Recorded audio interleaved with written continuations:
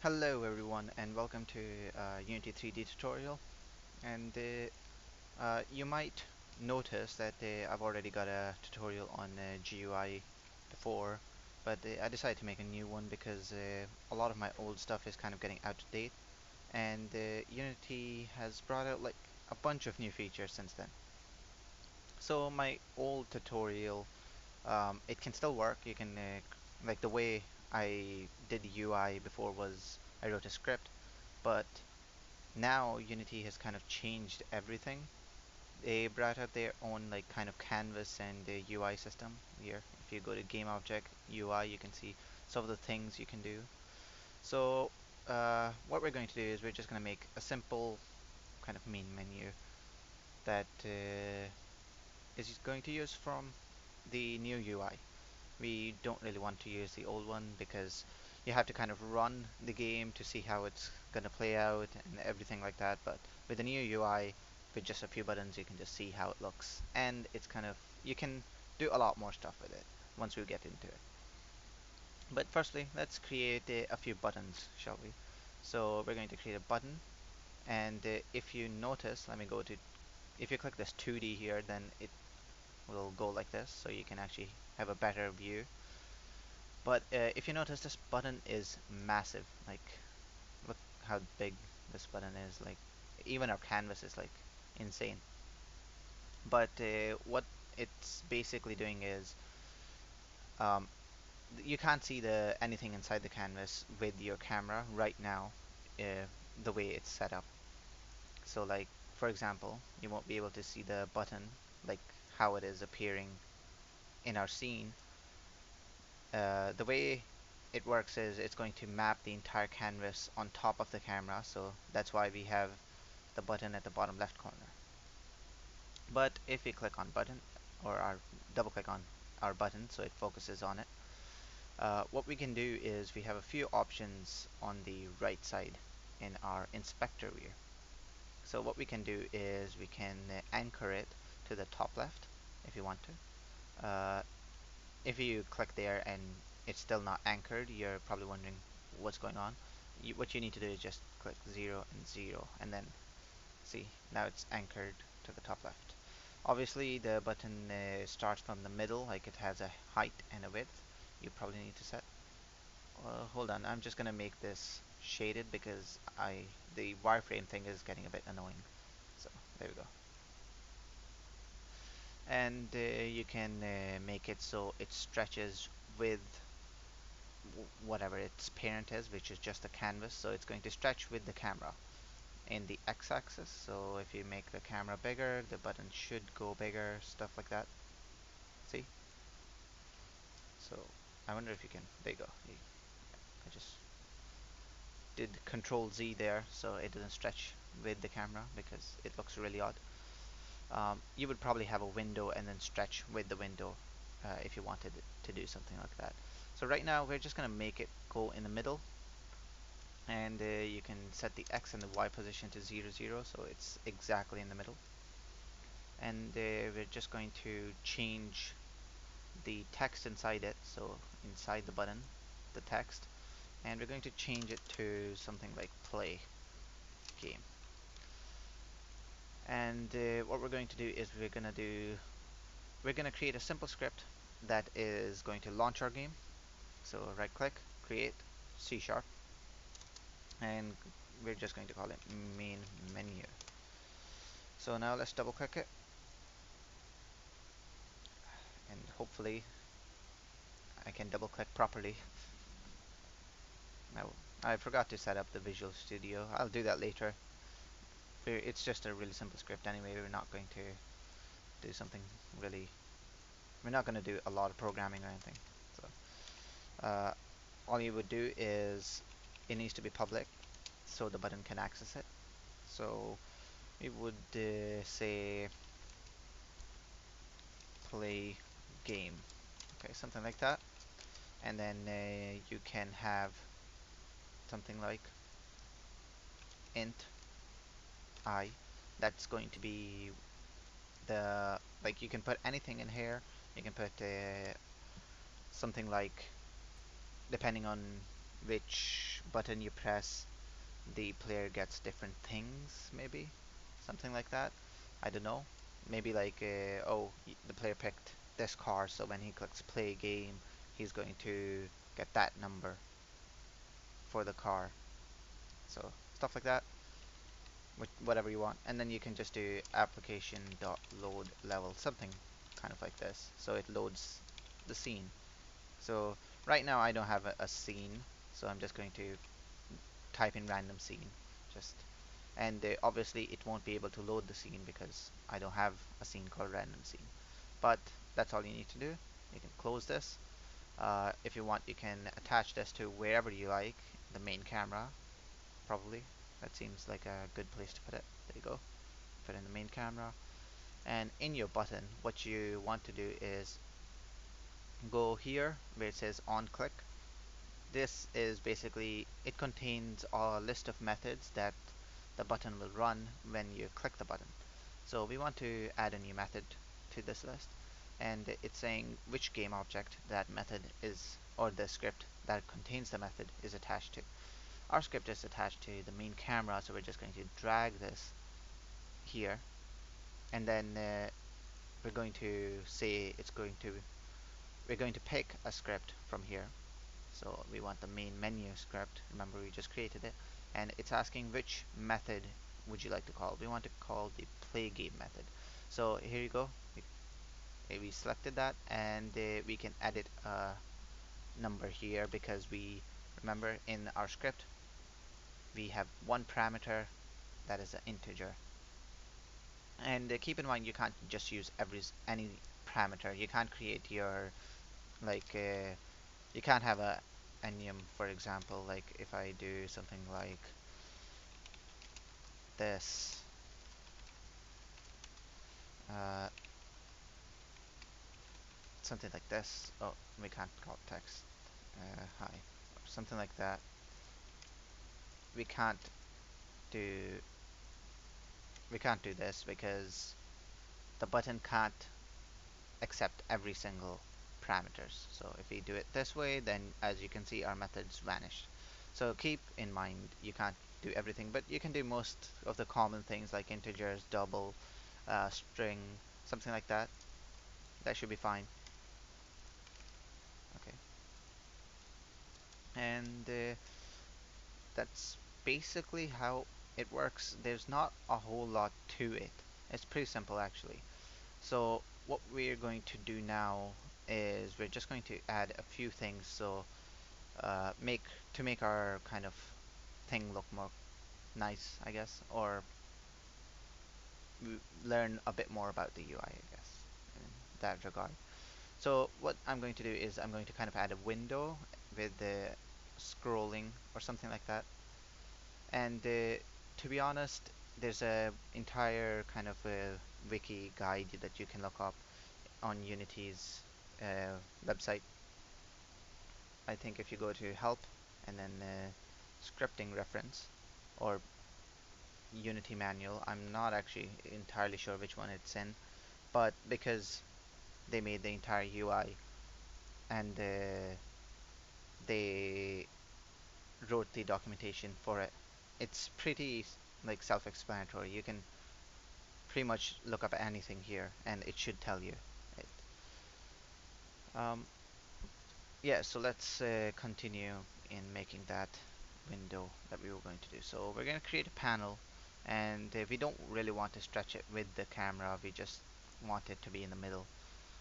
And we're going to change its width to 200, maybe height can be 500. So oh no, that's a bit too big. 200 as well. Yeah,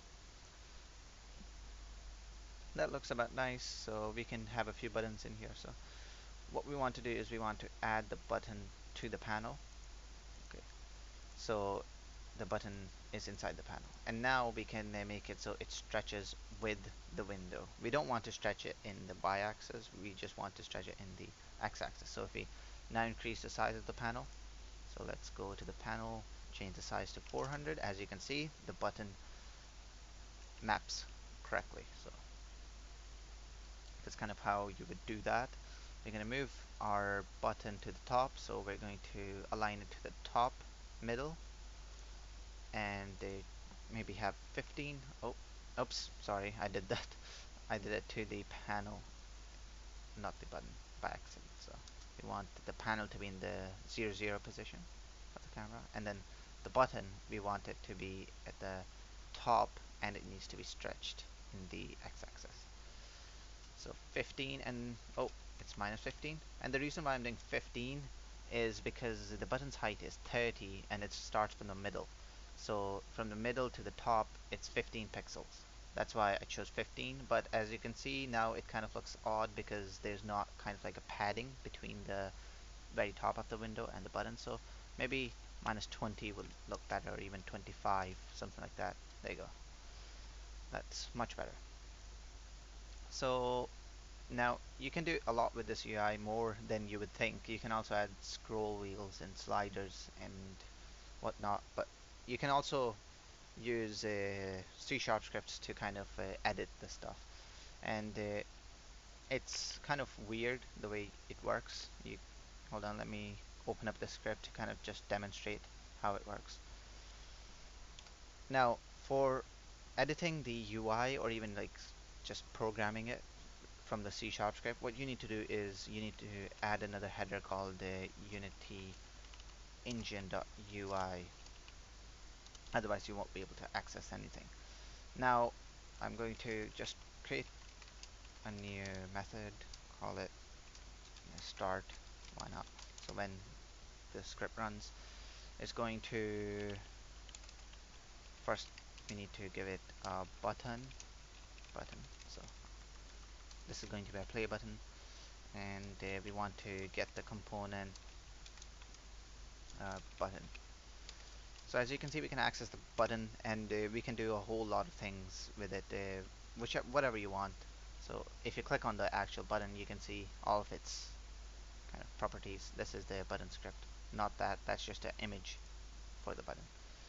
So let's see, what would you like to do? We can say, oh, we want the color multiply, or colors. We want to change the colors or something like that. Fade duration. I'm not too sure if we can edit that. Let me see. Hmm. I'm not sure. I'll have to look it up if you can edit it, but you can definitely do on-click events. You can change that, and there's a whole bunch of other stuff that you can change. And you can also do the same thing with the text. You can edit the text. See? So like hello world, and if we go to the main camera, as soon as our game object pops up, oh, I forgot to save it. There we go. Convert, please.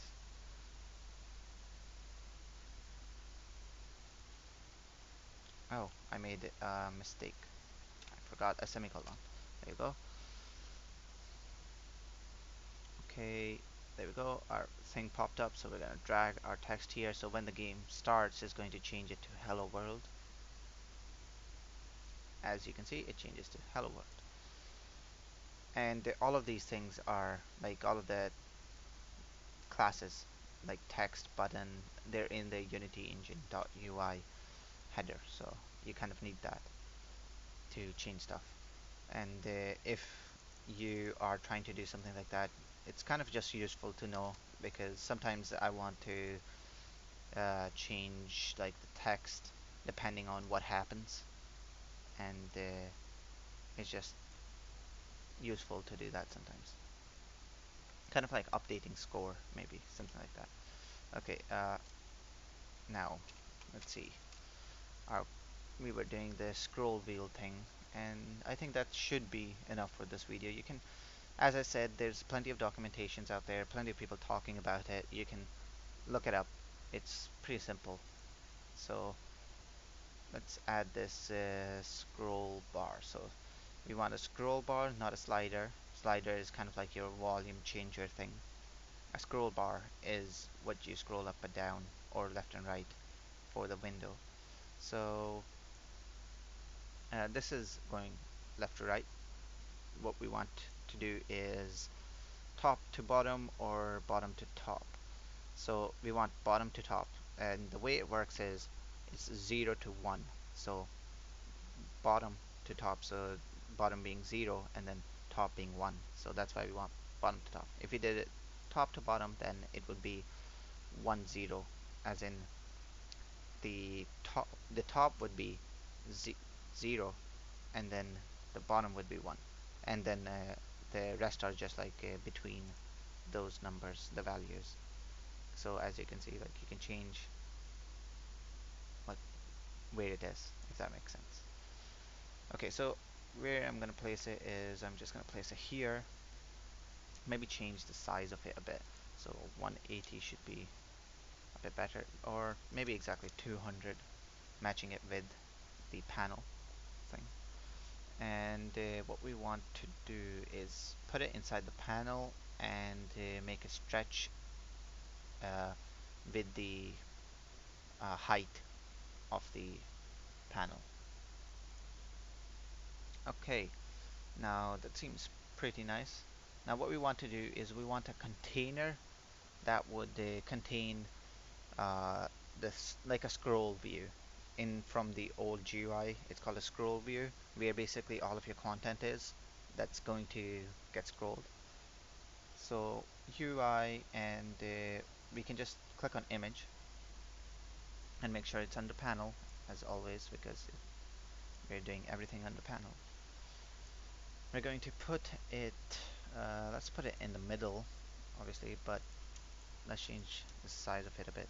Actually, let's put it at the bottom in the middle, kind of like that. And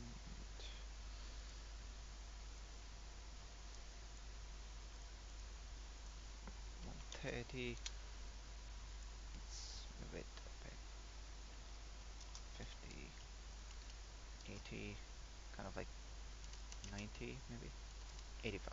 There we go. That seems nice. Change the width of it to something like that. 170 should be fine. Okay. And then you're probably like, what is this white thing that's appeared? It's not nice. What we need to do is we need to add a mask, because the way it works is you're going to have your content kind of overflow from the image. So it's going to be inside the image, and then it's going to be kind of overflown. Let me explain what I mean. If I actually create a text and put it inside the image, and then just do something like world and copy this, and there we go. Okay, so let me add something called a mask. So, and then this should explain what I mean. Uh, Hold on 1 second. Oh, the size of the text is very small. Let me just do a few things. I will explain everything in a minute.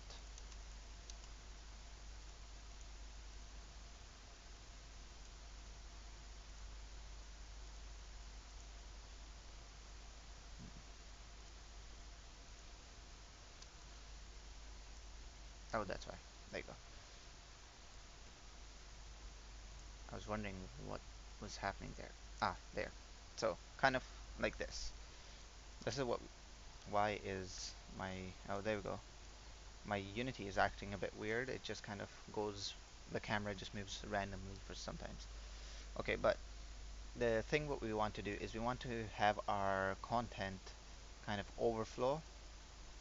And what the scroll bar is going to do is kind of just move it up and down, and the image is only going to show what's inside, like what's inside the image, if that makes sense. And that's why we need the mask. So we check the mask so it only shows what's inside here, and you can disable the show mask graphic so it's transparent. And the text, the reason why I stretched it to the top left bottom right corner is because the window or the if the window increases, it increases it with the window, if that makes sense. And it should work now. All we need is one more thing. For our image we need to add scroll rect.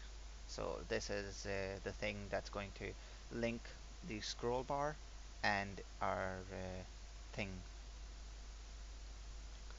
Okay, so where is it? Ah, there we go.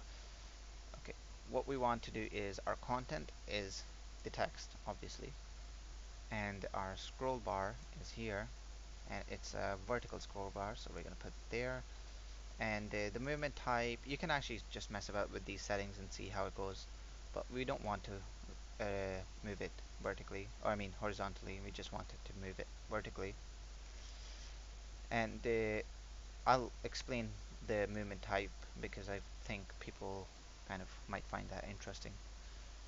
So if you play, we should be able to scroll. As you can see, we can scroll fine. We can actually drag as well for touch controls. We can't go left and right even with dragging because we disabled it.